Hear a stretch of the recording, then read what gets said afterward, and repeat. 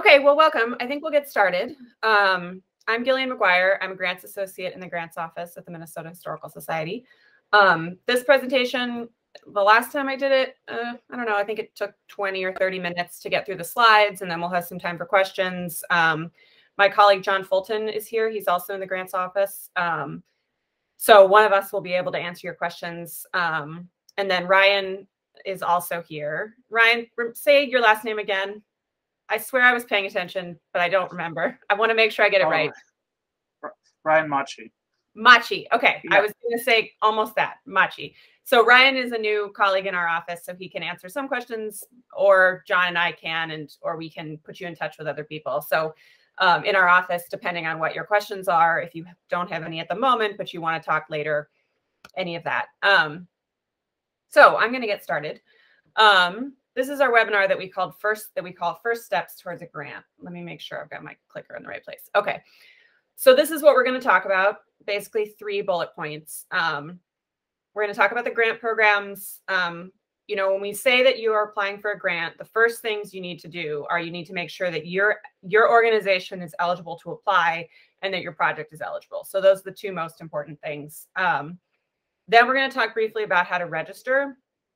That's a very simple process, but there's a little bit that goes on behind the scenes with that, which is why you don't hear back immediately. You don't get sort of an immediate bounce back because we have to process that behind the scenes to make sure that you're eligible as an applicant. The project eligibility is something that comes later. And then how to start your application, which is in some cases, is a pretty simple process. So we have 3 competitive grant programs. We have the Minnesota Historical and Cultural Heritage Program, which is what we all refer to as the legacy grants. That's kind of our bread and butter of the grants program. The Heritage Partnership Program, which is also technically legacy funding, but it's a different program. And John Fulton is the point man on that one. So if you have any specific partnership programs, he's the guy to talk to. If you have any questions about that program specifically. And then the State Capital Project Grants and Aid, which we hadn't done for several years because we needed a bonding bill. And then we did last year, and I think we haven't confirmed yet how much money there will be for the next round, but I'll talk about it briefly anyway, just in case, because it is still on the table. So the main thing when you're applying for a grant in our program, these are sort of the objectives. This is what you have to argue for, and this is kind of what the application is based around. How is your project central? How does your project zero in on Minnesota history or historic preservation? What is the public benefit and the public access element of this project? What this grant funding, how would that provide public benefit and access? Is this project sustainable? That can mean lots of different things. And again, that's what you would argue for in the application is what sustainability would mean for your project.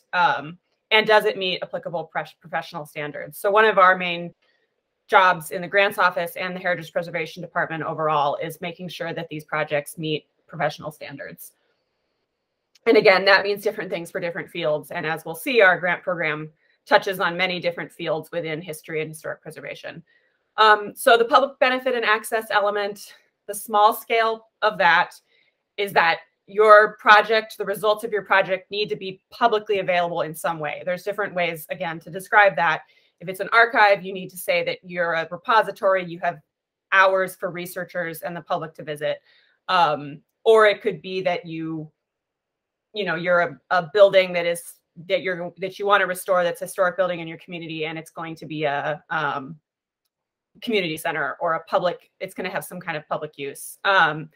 Large scale of that is taking a step back, saying that all Minnesotans will have better access to their history through this grant project, through the funding, both in primary and secondary forms. So that could be either in, working on a specific historic building, processing a specific archive that hasn't been processed or hasn't been inventoried. So that would be something very primary, or secondary, which would be, an interpretive program or something along those lines, a book, a documentary, an exhibit, that sort of thing, now and into the future. And again, that's kind of the sustainability part, because it's now and into the future. So the first one we'll talk about is legacy grants. Again, this is kind of our major program. The money comes from the Arts and Cultural Heritage Fund, which uses sales tax revenue from the Clean Water, Land, and Legacy Amendment, which is enacted through the vote of Minnesotans on November 4th, 2008, and will expire in 2034. So hopefully it is renewed. So if you like legacy money, talk to your representatives, because we want to keep the Legacy Amendment in Minnesota. So some of what we fund, this is just an example. We have lots of categories in our manual. We do oral histories, we do research and writing, interpretive programs in public education, publications, collections, care, and management. So that's kind of, and museum archives and environments. Those are kind of our two main museum categories of, collections categories, basically. Digital conversion and reproduction, which would have microfilm, digitizing collections, that sort of thing. More categories that are on the historic preservation side: the National Register and local designation, historic preservation planning, survey, identification, evaluation, and then the actual historic properties, which is construction, that sort of thing. And again, these are just some examples.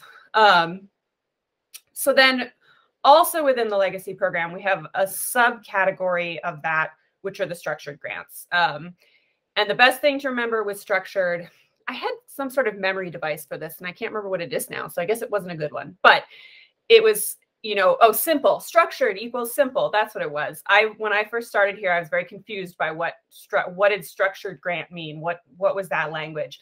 And it just means that, in the course of the time that we've had this grant program, our office has realized that there's a lot of programs that people come to us wanting to do that are very standard and very kind of circumscribed projects that lots of organizations want to take care of. They generally cost around the same amount of money.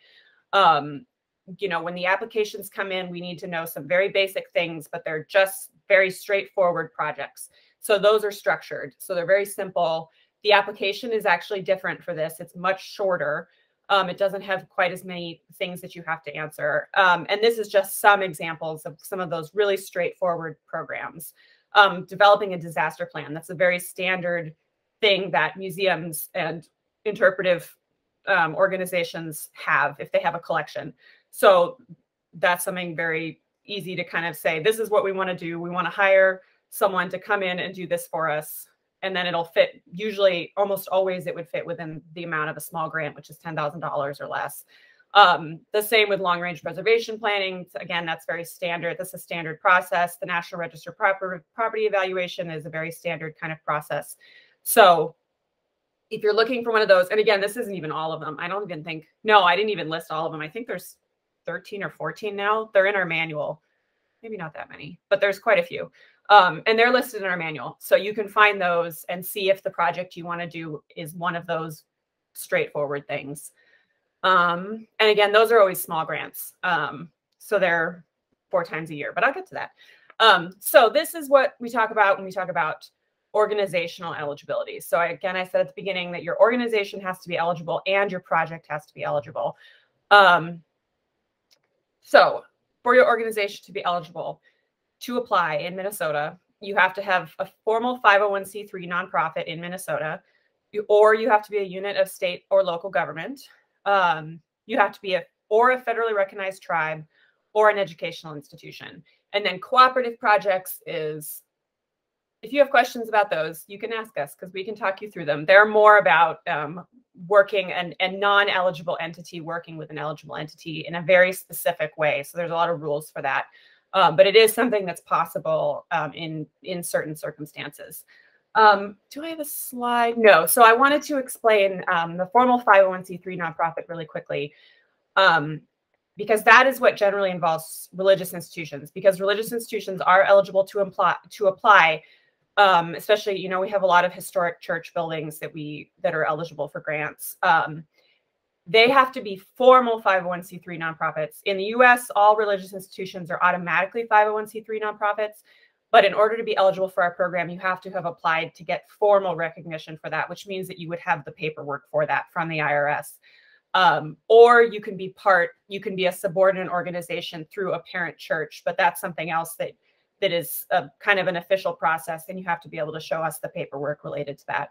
But again, that can be very straightforward. If you have all that lined up, you would send us that as part of your registration process, and we would say, okay, looks good. and then you would be considered eligible. And at this point, no other nonprofits are eligible. Only nonprofits that have that official 501c3 status from the federal government are eligible to apply. So in our legacy program, we have 5 rounds a year. There's one large round, that's kind of the famous one. Those are requests over $10,000. We just, the Historic Resources Advisory Committee just met a few weeks ago to determine this coming round of recommendations to be funded. The application is due in the fall. The required pre-application, though, is due either in May or July. So this coming year, for people that are applying to a large grant, the pre-application is going to be due in May this coming year. So get that on your calendar if you're thinking about it. And again, that's required. If you don't get that pre-application in May, you can't come back. You can't submit an application for the final deadline in the fall. So then we also have the 4 small rounds. So quarterly rounds, $10,000 or less requests. The nice thing about those is if you don't get funded in one round, you usually hear, so everyone, when they apply, they usually hear from us within 6 to 8 weeks. So 6 to 8 weeks puts you pretty close to the next one coming due. So usually, you know, you can, if you don't get funded, we always send a letter that says what you need to change in order to get funded. For this project to be eligible for funding. You can change those things and you can resubmit as quickly as you want. If you are ready to resubmit and go right into that next round, you can do that. Or you can take some time, make changes, see how much you need to take care of to make your project eligible. But every 3 months, all year round, we have an application coming up. So that never stops. On all these legacy grants, we have no required match, especially for large grants, though. It is something that's looked at. So it is recommended to have matches, especially for the larger amounts of money, but it's not required to apply.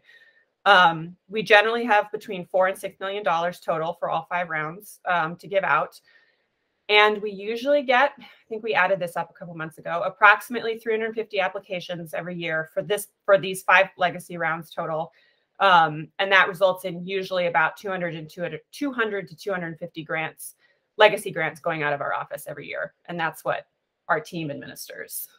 So this is our process, and I'll talk about the capital, and the partnership in a little bit. These slides might all start to look pretty similar, but in a way that's good because that means that a lot of our processes all kind of line up in a certain way. Like we kind of do this all in a similar way. So you start your application. In green is what you need to do. In italics and gray is what we do. So you develop your application, you submit your pre-application for the large round. Again, I'm not talking about the small round right now. You submit that required pre-application. So it's basically a draft. Just think of that as your draft application. The more you put in that draft, the better, because then there's the more that we can comment on for you guys. So there's not sort of a minimum amount for the draft to be complete, but you should make it as complete as possible so that we can give you the best feedback possible. We look at the pre-applications, our office, we do content and administrative review on them. And then we send you back a letter that has all of our comments, both administrative comments and content review comments, to say what we think that you need to change to make your application as competitive as possible. You edit and then submit your final application. We review them. The Historic Resources Advisory Committee reviews them. They make recommendations, and then MNHS's Executive Council makes their decisions about what to fund. Then we do a whole bunch of paperwork on our end, and then you start your project. So that's the long process. The small application process is much shorter. You develop your application, you submit your application, we look at it, we say either, great, this is fundable, or you need to change these things to make it fundable, and then you start your project. So if we send you that return letter that says you need to make these changes, that's when you could potentially come back within 6 to 4 weeks, depending on when you hear back from us, and make those changes and submit it again. Or you can wait a little bit longer, because again, we always have, every 3 months, we've got that small grant deadline coming up. So these are those deadlines that I'm talking about. So for the small round, here's the 2022, I can't believe it. Here's the 2022 dates of when those applications are due. So that is the second Friday of the month. And they're always due at 11:59 p.m. And then, our system just has a timestamp, basically. So That's how we know. You just have to make sure you get it time-stamped by 11:59 p.m. on that Friday night. And then we start our process on the other side. For the large round, so the May deadline that I mentioned, that required draft pre-application is May 20th. And then your final application is due in July. So between that, we will look at it and we'll send you back a letter of what you need to change, what we think you need to change or work on. And then you can turn it around and submit that final application. So the next is state capital. So this is one that I guess we've just been through one. Before this, I hadn't done one of these rounds because we didn't have one when I had started. So this is different from, this one's very different from legacy money. It's state bonding funds. The eligible applicants for these are only state and local government units. Match on this is required. It's the only program we have where match is required, dollar for dollar. There's one round a year, and the award amount available is $750,000. That's what it was for the last round. I think I'm not sure if we have a final number yet. I'll have to ask Carolyn. So if you are curious about that, let me know and I'll put you in touch with our grants manager. So that's what is funded is historic preservation of a capital nature for publicly owned buildings that are either eligible for or already listed on the National Register. Oh, and right, we don't have the application deadlines yet because we're pending funding allocation from the legislature. So that's another, blank spot at the moment. But again, if you're interested in that, let us know, because then you can be in touch with our office so you are able to stay on top of that. So the last program that I'll talk about that we run out of our office is the Heritage Partnership Program. So this again, hold on. This again is legacy money, though we call these the partnership grants. So who is funded for these are 2 or more organizations, but one of them has to be the lead organization. So someone needs to be willing of these organizations that are getting together to be the head of this project. Again, match is not required. We do this one round a year. The award amount available this last round was $390,000. So I need to find out what it's going to be in the next one, but I'm sure it's usually right around there. So this project, kind of the point of this project, what we have in our manual is the capacity of eligible applicants to preserve and enhance access to Minnesota's history and cultural resources by supporting the creation and development of sustainable history-based partnerships throughout the state. So the partnership program has the same, these steps are the same as for the large grants, actually. The partnership programs are $10,000 and above because, again, they wouldn't be that small grant. They're above those small grants that we do 4 times a year. So this is, again, another 1 time a year, but it's specific to partnership groups or groups that have formed a partnership. So you develop your application. You submit that pre-application draft. It comes to us. We do the content review, the administrative review. We give you comments, and then you edit and submit your final application. It goes through our process, which is slightly different. It's not the Historic Resources Advisory Committee. It's called the Grants Review Committee, which is a different committee. They make the recommendations, and then we do the paperwork on our end, and you can start your project. So this application is actually coming up now that it's late November. So the required pre-application for that is January 21st, 2022, and then the final application will be in March. If you have any questions about partnership programs at all, you should talk to my colleague, John Fulton, who is here at the moment. But we can put you in touch with him and he can walk through any questions or ideas you have for that program. Okay, so how to register. This is the next section. I should color code these, actually. So you need to request an account in our grants portal because that is how we confirm that your organization is eligible. So going back to my point at the beginning, which is that you can get money for grants. You get money you get grants through our office if your organization is eligible and your project is eligible. So the first thing we do before we can give you a login to our grant system, before you can look at the applications or anything, is we have to confirm that you're eligible, that your organization is eligible. And again, that's those categories I was talking about with the formal 501c3s, the federally recognized tribe, the educational institution, or the unit of state or local government. So when you fill out that form on this website, which is mnhs.flux.io, you'll follow the prompts, you'll see it, you request an account, you fill out a form, just make sure that you include the 9-digit EIN, the employer identification number, because otherwise I'm going to have to get back to you and ask you for it. And it's just better if you include it right up to begin with. And then eventually, if you get a grant from us, you're going to need to submit a W-9 anyway, which has that number on it. So you might as well just give it to us. So make sure you have that handy when you're looking to apply, when you're asking for registration, rather. And then this is our portal. So when you're looking, it's create an account, not request an account. So when you're looking for an account, when you want to request that account, you click on this create an account button. So then that'll open up a screen. That'll open up this screen. So you'll fill out those fields, you'll fill out the EIN. That will come into my queue on my side of our database. I'll process it. I'll get in touch with you if I need more paperwork from you. Like for instance, if you're with a church that is a subordinate organization and that's how you're claiming eligibility, I'll need some documentation from you. We also tell people if you're a new 501c3, let us know in this form because your EIN number may not pop up in our charity checker as eligible. It might say that this is not a 501c3, but that's because GuideStar, which runs, or I think they're called Candid now, which runs that database of EINs, doesn't update every single day. So you may have your determination letter from the IRS that says you're a 501c3, this is your organization, this is your address. So you can also send that to us and I can give you that. I can give you the registration if I have that letter. And then I just attach that letter to your organization so that we know that you are eligible, even if the charity checker says you aren't. So keep that in mind if you have a new 501c3. We've had a couple instances of that recently. So then I'll process that on our end. We'll get in touch with you if we have any questions about it. And then I'll reply to you with your login and password. And then you enter them here. Your login is always your email address. So try to have it be your personal email address. It can be your professional email address, but we have a lot of instances at organizations like small museums where you have curator at or director at or something like that. It's better if it's your own name because that way it doesn't cause problems with multiple people trying to log in and all of that. So we try to recommend that you use your own email address. So you'll log in and then you'll see this gray bar, which is on the left side of the screen.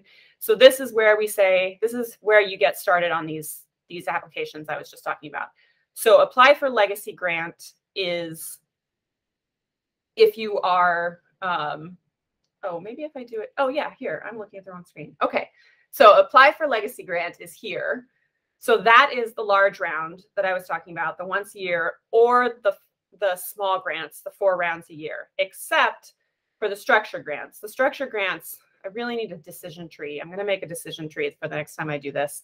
So the structured grants are within those small grants, but they're only some of the small grants. There are other small grants that are not structured grants.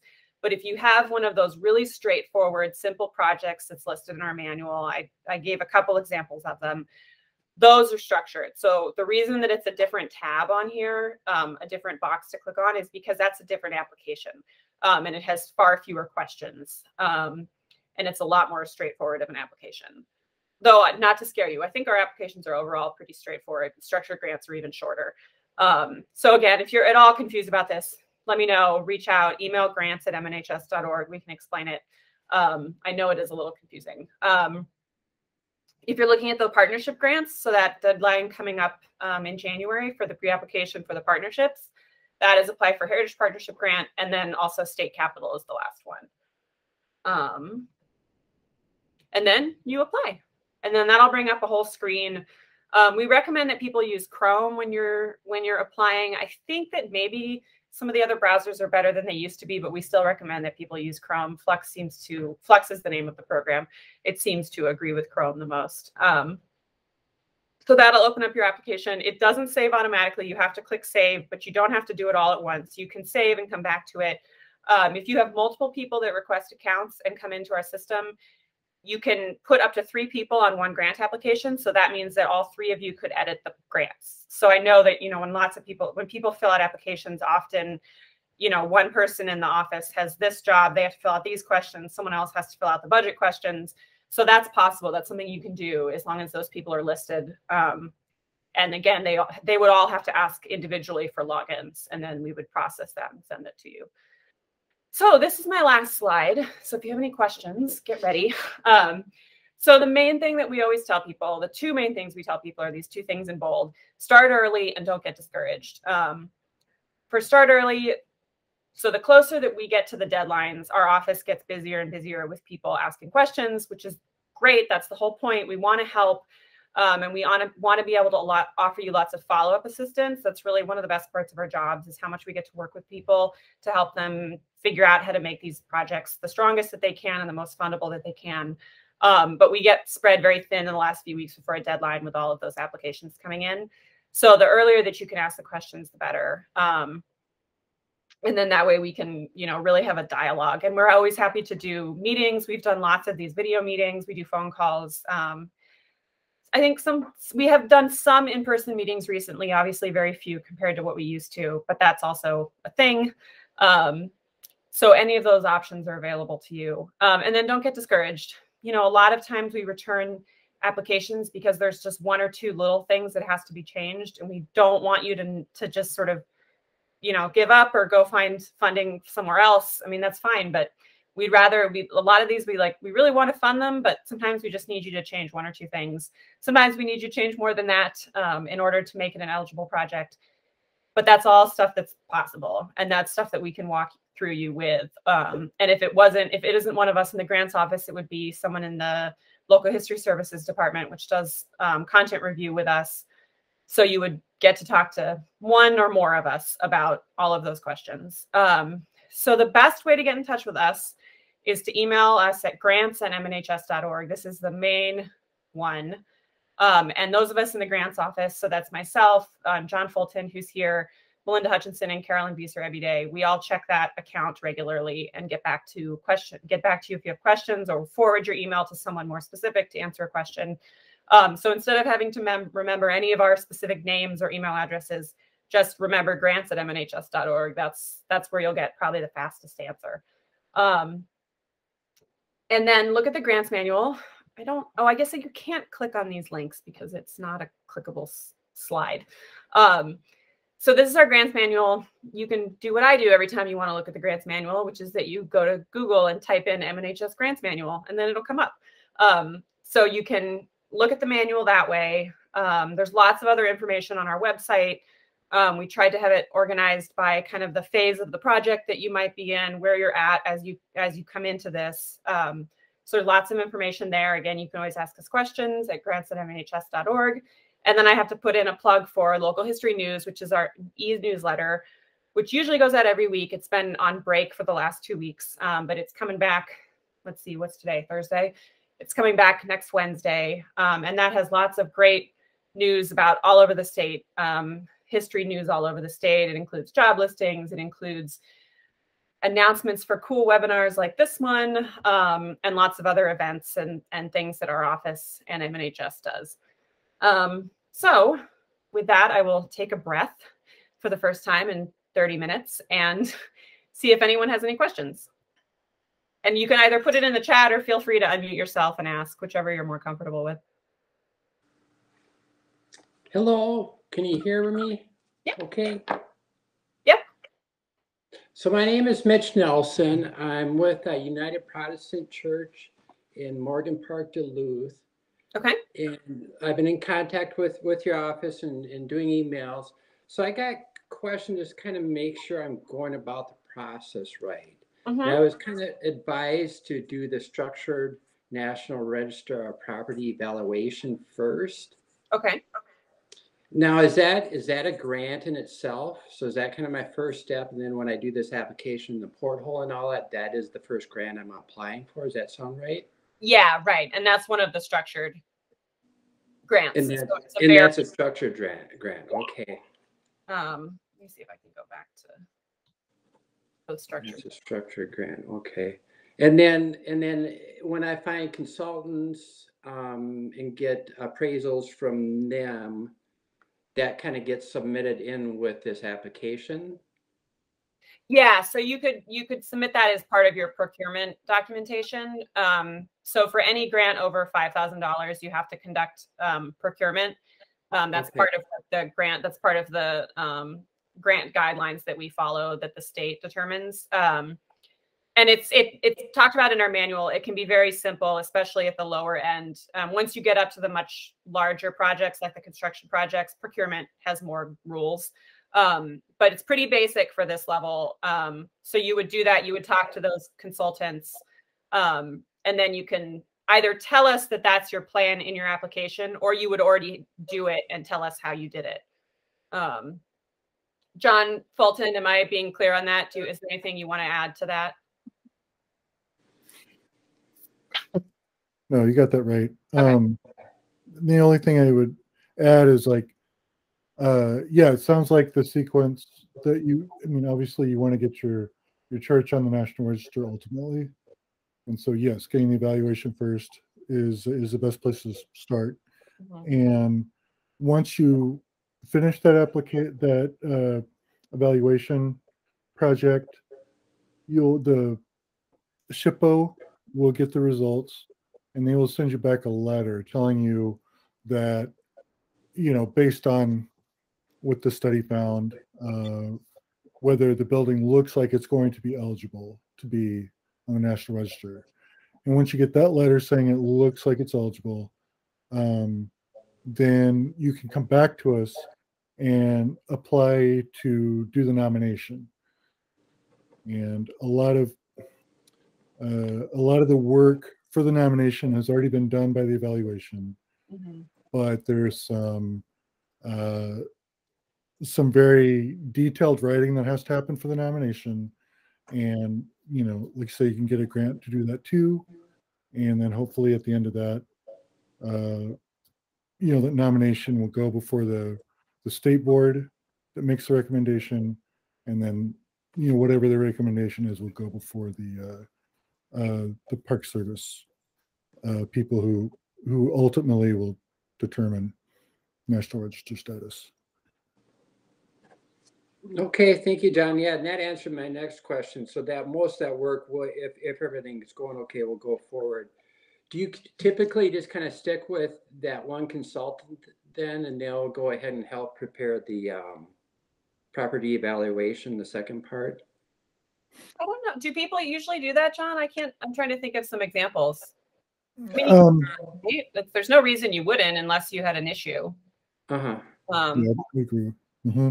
And I think, I don't know too much about the people around the state that do this exact kind of project, but I imagine that if they do an evaluation, that they would do that they would write a nomination also. I think it's, in the same wheelhouse. Or that's, you would obviously ask that, once you're at the beginning of the project, because it's the next logical step. Mm-hmm. But you certainly don't have to. You wouldn't be locked in. We wouldn't require you to use the same person. And I can't imagine SHPO does either. Okay. So. Well, okay, thank you so much. That's what I had. Let us know if you have other questions. Okay. I have a question. And I guess I'm just a little confused. When I was reading through, I believe it's the manual, I would like some clarification. So we're looking at trying to restore a band shell that we have in our community. And does that structure need to go on the National Registry, or can it be a local designation to apply or be eligible for the grant? So you have to be on the National Register to apply for a grant. And the only ones where you wouldn't, if you're a structure, the only ones where you don't need to is if you're getting that evaluation to then get on the National Register. So otherwise you have to already exist on the National Register. So we could apply if we're in process of getting on the National Register. Only if you're applying for that evaluation.